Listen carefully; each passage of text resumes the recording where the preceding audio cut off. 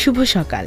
আজ শনিবার 15 ফেব্রুয়ারি 2025 খ্রিস্টাব্দ, 2 ফাল্গুন 1431 বঙ্গাব্দ, 16 সাবান 1446 হিজরি।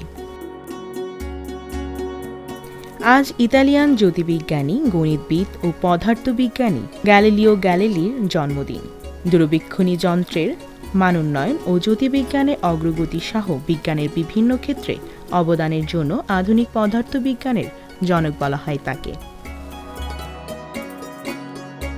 আজ বাংলা লোকগানের অমর স্রষ্টা বাউল সম্রাট আব্দুল করিমের জন্মদিন। 21শে পদকপ্রাপ্ত বাউল শাহ আব্দুল করিম 1916 সালের 15 ফেব্রুয়ারি সুনামগঞ্জের দিরাই উপজেলার উজানধল গ্রামের হতদরিদ্র এক গৃহস্থ পরিবারে জন্মগ্রহণ করেন। আজ বিশ্ব শিশু ক্যান্সার দিবস।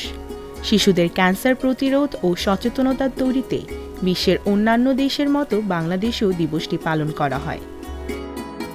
বরেণ্য নির্মাতা ও অভিনেতা কাজী হায়াতের আজ জন্মদিন।